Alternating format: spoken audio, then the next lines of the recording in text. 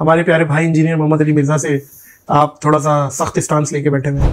हमने अगर F-72 हमारे पास हो और F-35 उनके पास हो तो फिर हमने कौन सा इस्लाम और ईमान टेस्ट किया? आपने अपना मुंह भी ध्यान से खोलना है और अपने अल्फाज का चुनाव भी ध्यान से करना है।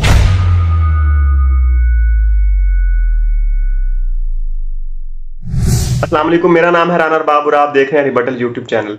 आज की वीडियो में हम बात करेंगे कि रिसेंटली ही नादिर भाई ने सालदीन साहब के साथ एक पॉडकास्ट रिकॉर्ड करवाई है। उसमें उन्होंने इंजीनियर साहब के बारे में कुछ सवालात पूछे हैं जो कंट्रोवर्सी चल रही है इंजीनियर साहब और सालदीन के दरमियान। खसूसन जो आयरन डोम के हवाले से उन्होंने कहा था कि उन्होंने मुसलमानों की भी जान बचाई है ईरान के हमले में, तो उस पर सालदीन साहब ने पहले भी रिप्लाई दिया, लेकिन अभी उन्होंने डिटेल में बात की है और कुछ अहादीस और कुछ वाकयात का भी सहारा लिया है। तो खैर पहले उनकी वीडियो देखते हैं, उसके बाद बात करते हैं। हमारे प्यारे भाई इंजीनियर मोहम्मद अली मिर्जा से आप थोड़ा सा सख्त स्टांस लेके बैठे हुए हैं, क्योंकि मैंने आपकी उनके प्रो हक में भी वीडियोस देखी और उसके बाद अभी मैंने देखा कि आप बड़ा हार्ड हुए हुए हैं उन पे, और वो आयरन डोम वाले मसले पे और वो जो इंजीनियर साहब ने एक ज़ाहिर बताई है, गोया कि मैं भी एग्री नहीं करता इस चीज़ में उनसे कि जो उन्होंने बताई है कि भाई अब मुसलमान क्या कर सकता है, वो पावरफुल है, वो F-32 इतना यूं उड़ जाता है और F-16 से कैसे लड़ेंगे। देखिए तो वो तो बदर का कॉन्सेप्ट यही तो था कि 313 के आगे कोई हजारों थे। इसलिए देखें यूथ और बाबा में फर्क है। बाबा ना इस तरह के मामलात में थे ना, ये सारे के सारे इख्तिलाफ खुद ही निकाल के बैठ जाता है कि वो बड़े हैं हम छोटे। इस्लाम तो ढूंढता ही नॉर्मली है। मैं तो चाहता हूँ पूरी दुनिया मेरे अकेले के अगेंस्ट हो, वरना क्या मजा ना इस्लाम का। वाह, आसान किस्म की कहानियां, ये इस तरह के फलसफे जो है ना, ये इस पे ईमान ही टेस्ट होता है। ईमान टेस्ट तब होता है जब पूरी दुनिया अकेले मेरे के सामने आ जाए या मेरे बच्चे के सामने आ जाए, तब पता चलता है कि अंदर से इस्लाम कितना था मेरा। सो F-35 का F-72 को और हमारे F-16 छोड़े, मैं अकेला खुद बगैर किसी बंदूक के खड़ा हूं, तब पता चलेगा कि भैया अंदर अल्लाह मौजूद था भी कि नहीं। हमने अगर F-72 हमारे पास हो और F-35 उनके पास हो तो फिर हमने कौन सा इस्लाम और ईमान टेस्ट किया?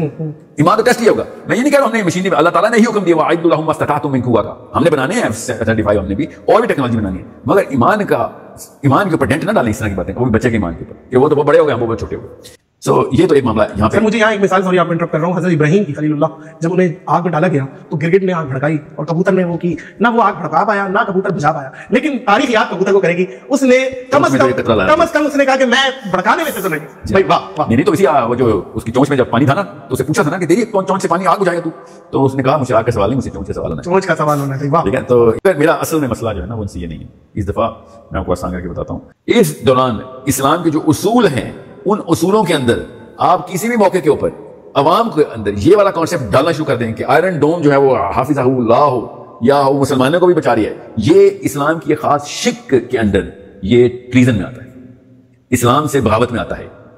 ये तमाम उलमा को पता है मैं क्या कह रहा हूं। अगर मिर्जा साहब को नहीं पता, उनको चाहिए कि पढ़ लें कि आप किस प्लेटफॉर्म पे हैं, उसको इजी मत लें। माइक्रोफोन एक छोटा सा मामला नहीं होता, आपके पास इतनी मिलियंस और बिलियंस की फॉलोइंग है। आपने अगर इस मौके के ऊपर 0.0001% भी वो वाली फ्लेवर दिखा दिया जब जंग के मामलात में यहूदी पूरी तरीके से बच्चे मारा हमारे, और आपने उनकी बंदूक की या उनकी तोप की या उनके तोपखाने की तारीफ करते हुए हमारे किसी भी बच्चे के ज़हन में हल्का सा भी खौफ डाल दिया, हल्का सा भी, या फिर उनकी तारीफ करते हुए ये बता दिया कि उनकी आयरन डोम हमारी भी हिफाजत कर गई है, तो ये दोनों क्लॉजेज इस्लाम की खास शिक में आपका इस्लाम फारिग कर देते हैं। सो तो बताया करें, मुझे पता है आपकी नीयत ठीक है, मगर ये मसला मिसहैंडल हो सकता है, हो गया है। अगर जंग के मामला तो वो वाला इस्लाम नहीं लगता जो अमन का इस्लाम है। अमन के इस्लाम में वो सेंसिटिविटी नहीं है जो जंग के हालात में इस्लाम की सेंसिटिविटी है। इतना नाजुक मरला होता है जब दुश्मन हमलावर हुआ हो। आपने अपना मुंह भी ध्यान से खोलना है और अपने अल्फाज का चुनाव भी ध्यान से करना है। बनू कुरैज़ा में सहाबी ने एंटर हुए थे, जंग का मामला था, और बनू कुरैज़ा की शूरा बैठी हुई थी और सहाबा को हुक्म था कि खाली चेक करके आओ कि वो क्या कर रहे हैं। अबू लुबाबा थे, उन्होंने, जो कि बनू कुरैज़ा को जानते थे, बनू कुरैज़ा ने साहबी को देखा, उनकी शूरा ने, और घोड़े पे आए साहबी, उन्होंने जल्दी से आंखों ही आंखों में पूछा कि बाहर का हालात क्या, ऐसे करके ना ऐसे पूछा उसने कि बाहर क्या मुसलमान क्या सोच रहे हैं, और साहबी ने ऐसे किया घोड़े पे कि तुम नहीं बचने वाले। जैसे ही ऐसे किया उन्होंने, उसी वक्त उनको रियलाइज हो गया कि मैंने ये तो दुश्मन की तरफ से ये मैंने जेस्चर कर दिया, ये तो मैं इनकी साइड का जेस्चर कर दिया, इनको क्यों बताया मैंने कि क्या होने वाला है। हालांकि जो होना था वो तो होना था ना, कोई वो चेंज हुआ और सारे के सारे कत्ल हुए बनू कुरैज़ा। उसी वक्त सहाबी ने घोड़ा उसी सेकंड में वापस पलटा है, मुसलमानों की सफ़े को चीरते हुए सहाबी मस्जिद नबी में गए, सतून से अपने आप को बांध लिया कि मैं तो इस्लाम से फारिग हो गया। 60 दिन तक बंदे रहे हैं वो, जहां तक कि अल्लाह की आयत नाजिल हुई। उम्मे हबीबा ने कहा कि या रसूलल्लाह मैं सुनाऊं अबू लुबाबा कोई आयत कि ये अल्लाह ने इसको आज बख्शा है। आप समझे जंग के मामलात में इतना सेंसिटिव मामला होता है, और हम आयरन डोम हाफिज़हुल्लाह बोल रहे हो और ये बता रहे हो मुसलमानों की भी हिफाजत कर रही है, वो जो फलस्तीन के मुसलमान है उनकी भी नेचुरली हिफाजत कर रही है वो। ये ज्यादा बड़ा मामला है, ये छोटा मामला था इन टर्म्स ऑफ कि कितना नुकसान किया है या कितनी जो है ना रिपरकशन किस लेवल पे जाती है। सो ये इसलिए समझने की कोशिश करें, इस्लाम को इजी ना लें। मुझे यानी अफसोस से कहना पड़ता है कि हमारे जो इल्मी लिहाज से जो मुखातबीन है, मुखालिफीन है, उनमें जो एक इंसानियत होती है ना, एक बेसिक इंसानियत के झूठ को इज्तनाब करना, किसी को झूठ बोल के वनरेबल ना करना, झूठा इल्जाम ना लगाना, जो माजरत के साथ कई गैर मुस्लिमों में वो अखलाकी अक़दार मौजूद है, हमारे उलमा में मोटिवेशनल स्पीकर्स के अंदर वो वाली बेसिक अक़दार भी मौजूद नहीं है। एक लम्हे का भी तवक्कुफ नहीं करते हैं फतवा लगाते हुए। देख लो मेरा जिगरा, अल्लाह के फजल से मैं इल्मी इख्तिलाफ करता हूं, फिर भी मैं हाफिज़हुल्लाह कह के पुकारता हूं। लिहाजा मेरा ये दावा दुरुस्त है कि मुझसे ज्यादा नरम बंदा इस वक्त इन मौज़ूआत के ऊपर प्लेनेट अर्थ पे कोई मौजूद नहीं है।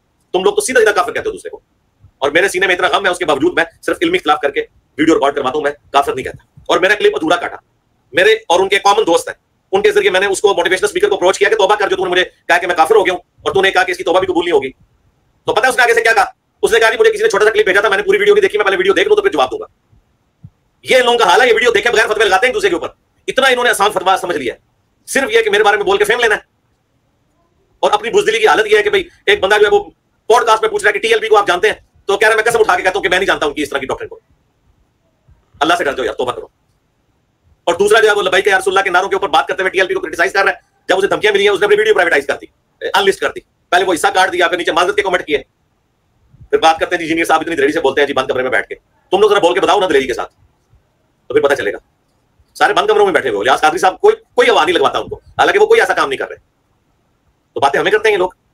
जी, तो सालेदीन साहब का भी मौका अपनी जगह पे दुरुस्त है, लेकिन इंजीनियर साहब ने आयरन डोम के हवाले से जो बात की थी, उनको मेरे ख्याल पूरा उनकी बात सुनी नहीं गई था। लेकिन इंजीनियर साहब ने आयरन डोम के हवाले से जो बात की थी वो बिल्कुल अलग है, क्योंकि उन्होंने कहा था कि जो यरूशलेम में जो मुसलमान रह रहे हैं उनकी हिफाजत मतलब आयरन डोम ने की है, उस मायनों में वो बात कर रहे थे। बहरहाल जो भी है, इंजीनियर साहब ने बेशुमार वीडियोस ऑलरेडी बना चुके हुए हैं, जंग और जिहाद में मुसलमानों को क्या करना चाहिए, आम मुसलमानों को क्या करना चाहिए, हुकूमत को क्या करना चाहिए और रियासती अदारों को क्या करना चाहिए। उन्होंने तकरीबन 10-12 पॉइंट्स भी, जो ये इसराइल और फ़लस्तीन का कॉन्फ्लिक्ट चल रहा है, इस पे 10-12 पॉइंट्स मैंने भी इस पे वीडियो बनाई हुई है ऑलरेडी, आप देख सकते हैं।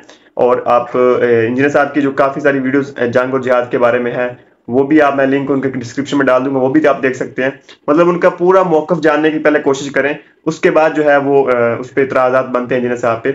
उनकी नीयत पे बिल्कुल शक नहीं किया जा सकता, इंजीनियर साहब की नीयत पे भी शक नहीं किया जा सकता, क्योंकि उन्होंने ऑलरेडी इतनी वीडियोस बनाई हुई हैं और बिल्कुल एक कुरान सुन्नत के मुताबिक बताया कि आम मुसलमान क्या कर सकता है जंग के हालात में और जिहाद के हालात में। तो खैर सालेदीन साहब भी अपनी जगह पे कहीं ना कहीं दुरुस्त हैं कि हमें जंग के माहौल में या जंग के हालात में इस तरह की बातें नहीं करनी चाहिए। तो खैर आप लोग बताएं कि आप लोगों को किसकी राय ज़्यादा बेहतर लगती है, सालेदीन साहब की बेहतर लगती है या इंजीनियर साहब की राय बेहतर लगती है। और जो अभी रिप्लाई दिया रिसेंटली सालेदीन साहब ने, वो रिप्लाई इस तरह बनता था जिस तरह उन्होंने दिया है। अपनी राय का इज़हार कमेंट बॉक्स में ज़रूर करें। इंशाल्लाह मिलते हैं नेक्स्ट वीडियो में। अल्लाह हाफिज़।